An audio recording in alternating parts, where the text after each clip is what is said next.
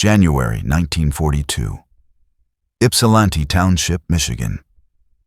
The morning air is sharp and metallic, filled with the smell of wet concrete and cold steel. Beneath a gray Midwestern sky, construction crews swarm over what looks less like a factory and more like a monument to ambition, a mile-long structure of glass and riveted aluminum girders rising from the frozen earth. Ford's engineers call it Willow Run. To the locals, it's just Ford's Folly. On a makeshift platform near the entrance, a man in a long overcoat and fedora surveys the skeleton of the building. His name is Charles Sorensen, Ford's chief production engineer, known to his workers as Cast Iron Charlie. He isn't smiling. "We're not building cars anymore," one of the foremen says beside him, stamping his boots for warmth. "These planes are monsters. 4 engines, 50,000 parts. You really think we can build them like Model Ts?" Sorensen's eyes never leave the steel skeleton. "We'll build them faster," he says. The challenge before him is staggering. The B-24 Liberator, Consolidated Aircraft's heavy bomber, is one of the most complex machines in existence. Its wings alone stretch 110 feet. Its engines devour fuel like locomotives, and every rivet has to hold through fire and flak at 25,000 feet. No one has ever mass-produced an airplane like this. Not one per day, and certainly not one every hour. But Henry Ford believes it can be done, and Sorensen is the man who must make it happen. Inside a temporary hangar, blueprints line the walls. Rows of engineers, many fresh from Detroit's auto plants, hunch over drafting tables lit by gooseneck lamps. They sketch conveyor systems, wing jigs, and suspended catwalks. It's not just design, it's reinvention. One night, Sorensen brings a team into an empty Ford automobile plant. "Let's lay it out," he says, chalk in hand. On the concrete floor, he draws the first full-scale plan for the Willow Run assembly line. A line long enough to build airplanes nose to tail, with parts moving constantly, never waiting. By morning, the men are covered in chalk dust and disbelief. "You're serious?" one asks. "We'll roll them out like cars?" Sorensen nods. Like cars, only they fly.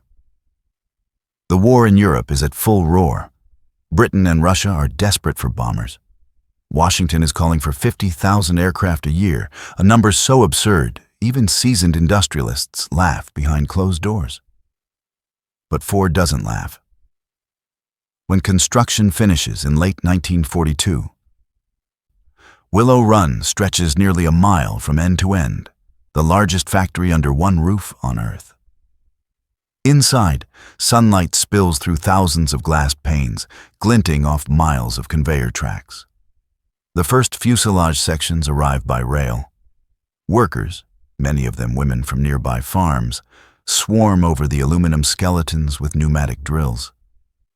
The noise is constant, hammering, riveting, shouting, the drone of motors overhead.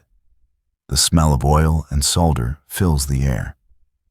But the process is chaos. Airplane builders from Consolidated in San Diego clash with Ford's auto engineers. Car workers complain the planes are too fragile. Aircraft men complain Ford is turning precision work into a circus. In December 1942, after 6 months of frustration, the first completed B-24 rolls out of Willow Run. It's crooked. Panels rattle. The engines misfire. Henry Ford inspects it in silence.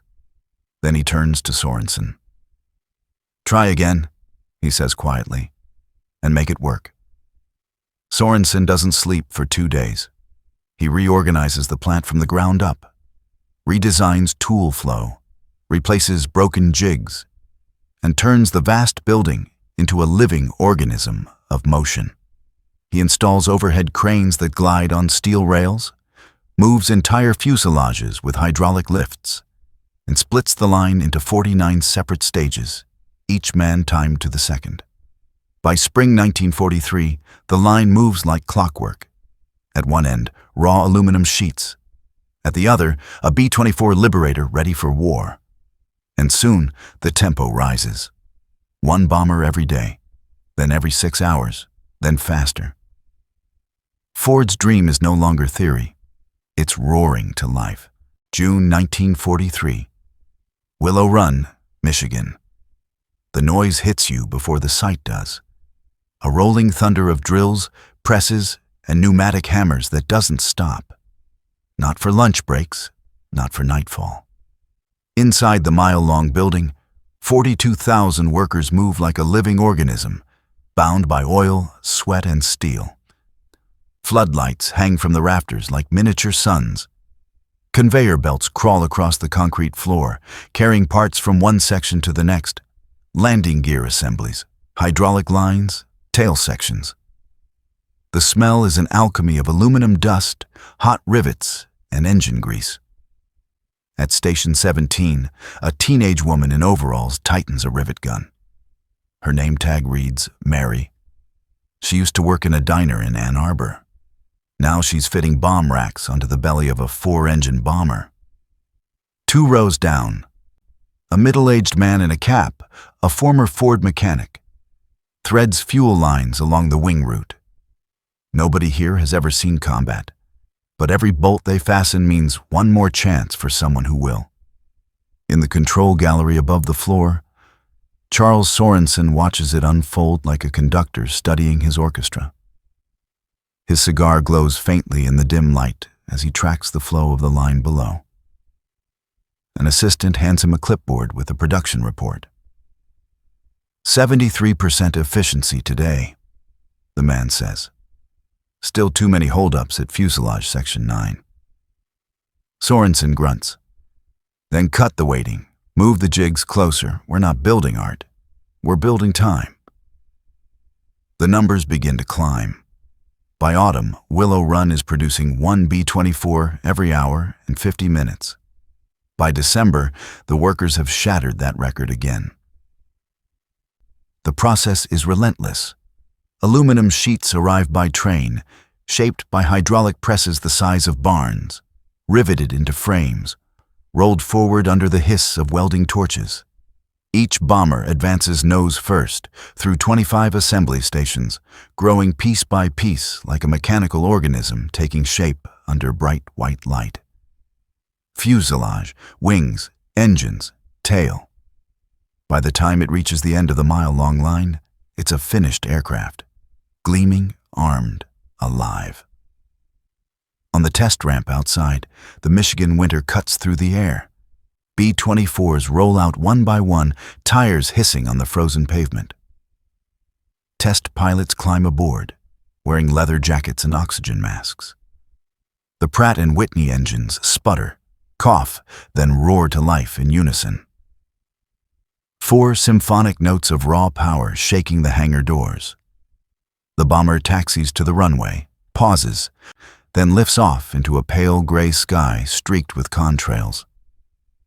Inside the control tower, Sorensen watches through binoculars. Number 418 airborne, the technician calls out. 1 hour, 3 minutes since start of line. He smiles for the first time in days. Soon, word spreads. Journalists flock to Willow Run to witness the impossible. Photographers from Life magazine capture images of the flying factory, where bomber wings hang above cafeterias and workers use bicycles to race between stations. Soviet engineers visit and stand speechless before the mile-long line. One murmurs, "In Russia, this would take a city." By the spring of 1944, the factory reaches its legend, 1 bomber every 63 minutes. It's not magic, it's discipline. The factory runs 24 hours a day, 3 shifts, 7 days a week. The night crew pours in under floodlights, lunch pails in hand, the parking lot stretching to the horizon with thousands of Fords and bicycles. The loudspeakers crackle. Start up in 5 minutes. Engines ignite, the machinery roars, and the heartbeat of war resumes. Every 63 minutes, a bomber emerges from the eastern doors and rolls into daylight, 4 engines gleaming, glass nose shining, a white star painted on silver wings. Each one carries more than bombs. It carries faith that ordinary Americans who once built cars could now build victory. Outside, as another Liberator takes off, its shadow passes over Sorensen, standing in the snow. The ground trembles, but his voice stays steady. "Next one in an hour," he mutters. "Let's keep the line moving." March 1944. Ford Willow Run plant, Michigan. The morning whistle screams through the pre-dawn mist, echoing across a sea of parked cars and bicycles. The shift change has begun. Thousands of men and women flood through the turnstiles, machinists, welders, inspectors, secretaries. A population larger than some American towns. Inside, the heat hits like a wave. The air smells of sweat, solvent, and cutting oil. Conveyor chains rattle overhead, carrying half-built bombers suspended like metallic whales. Sparks rain down from the mezzanine as welders crawl along the wing joints. Every few seconds, another pneumatic gun cracks. Bang, bang, bang. The heartbeat of production. Near Station 24, Corporal Joe Marino, a mechanic on medical leave from the Army Air Forces, checks a hydraulic line on the tail section. "We don't sleep much," he jokes to the woman beside him, but neither do the Germans. She laughs, face streaked with oil, goggles perched on her forehead. Her name is Ruth, one of the so-called Rosies who keep Willow Run alive. Ruth's shift starts at 6 a.m. and ends when the floor boss says it does. Her job, securing aluminum panels with precision rivets, each one no thicker than a pencil, but every single one vital. There are 750,000 of them in a single B-24. Miss one, and the plane could fail at altitude. By mid-morning, sunlight filters through the glass roof, catching the vapor rising from machine coolant. The whole factory glows, half cathedral, half engine. Ford's managers walk the aisles with stopwatches and clipboards. Time is the only god here. Every movement is measured, every step shaved. Even the cafeteria lines are synchronized with conveyor rhythm. And yet, for all its mechanical precision, Willow Run is deeply human. Workers tape photographs of husbands, sons, and sweethearts to the fuselages as they pass. One writes in grease pencil on a tail fin, "To Berlin with love." Another scrawls a prayer on the aluminum skin, "God, bring them home." The B-24 Liberator they're building isn't just another aircraft. It's the backbone of America's air war. With a range of over 2,000 miles and a payload of 8,000 pounds, it can bomb the Ploiești oil fields, patrol the Atlantic for U-boats, or drop supplies over Burma. Each one that leaves this plant represents weeks of survival for soldiers half a world away. Up in the observation gallery, Charles Sorensen runs his hand along the railing. His eyes move with the rhythm of the line. He's not smiling. He rarely does. But there's a flicker of something close to pride. "Look at them," he says to a visitor from Washington. Half these folks had never seen an airplane before last year. Now they're building one every hour. The official nods, overwhelmed. "You've turned farmers into engineers." Sorensen shakes his head. "No, I've turned them into believers." At the far end of the plant, the assembly line converges into final inspection. The finished Liberator gleams under arc lights, its skin polished, its bomb-bayed doors open for testing. Technicians in coveralls crawl through the fuselage, tightening last bolts and checking instruments. The smell of aviation fuel fills the air. Then the hangar doors rumble open. Sunlight floods in. The bomber rolls out into the cold air. Engines still silent, gleaming like a silver whale. Ground crews rush forward, attaching oxygen tanks, loading ammunition belts, painting the nose art. One mechanic pauses to wipe his hands and stare. Even after months of production, the sight still stuns him. In a nearby control tower, a clerk stamps the time. 10:57 a.m. Another B-24 has been born, exactly 63 minutes since the last one. Outside, test pilot Bob Fahey climbs the ladder, glancing back at the workers who've gathered by the door. He raises a gloved hand in salute. They cheer, waving caps and handkerchiefs. The engines start. 1, 2, 3, 4.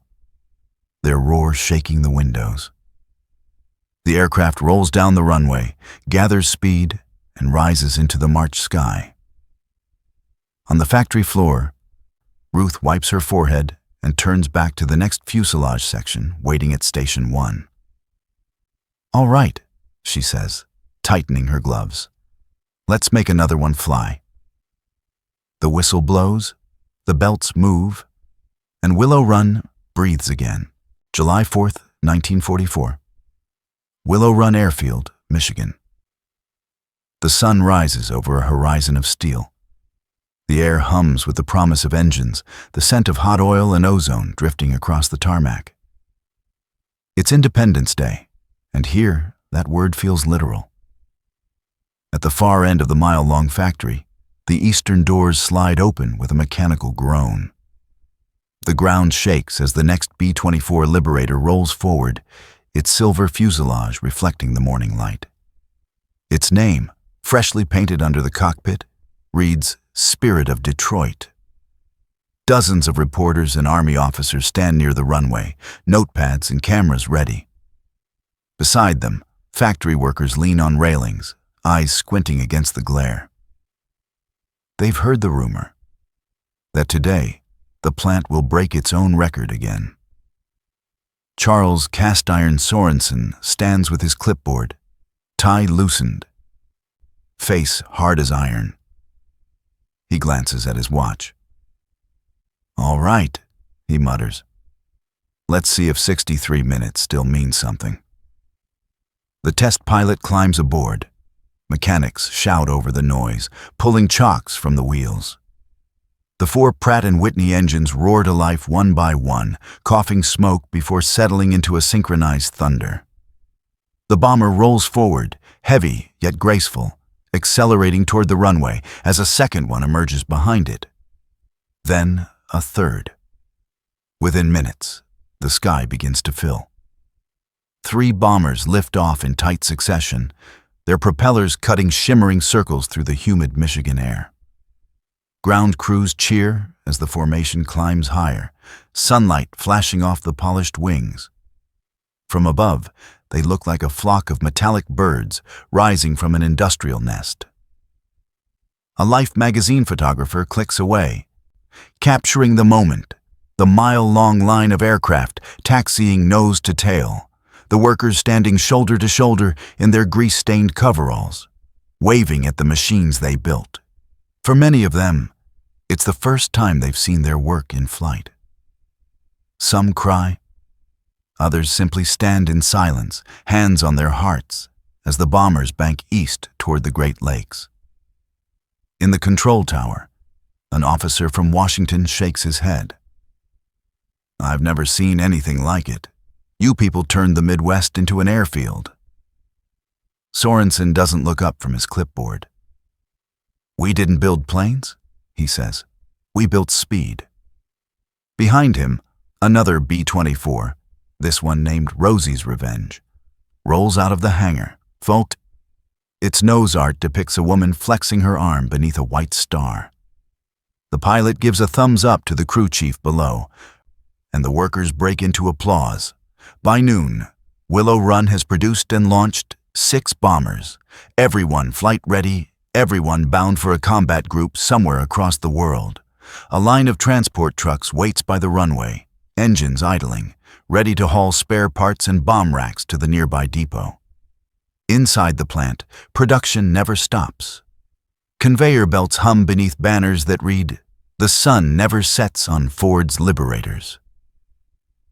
The air vibrates with motion, cranes swinging, rivet guns hammering, forklifts hissing along the floor. The sound is relentless, almost holy, the noise of an industrial symphony.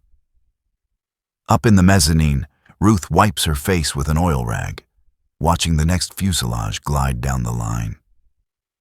She turns to Joe Marino. "You think they'll remember us?" she asks. He grins, pushing a cart of parts.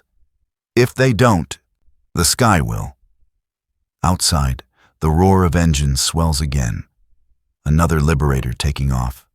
Another hour measured not by a clock, but by flight. That night, the workers gather outside the hangars to watch fireworks over the factory. Red and white bursts light up the smokestacks, reflecting off the glass panels of the mile-long building. Someone plays Glenn Miller on a portable radio. Sorensen stands apart from the crowd, hands in his coat pockets, gazing at the silhouettes of bombers resting in the distance. Each one represents more than metal. It's a promise forged in sweat, discipline, and faith in what America could do when it decided to move as one. The fireworks fade. The music drifts into the dark. But from the far end of the factory, a low rumble rises again. The next shift clocking in, the next engines warming, the next Liberator ready to fly. The line never sleeps. The war never waits. And at Willow Run, time itself is built in aluminum and flight.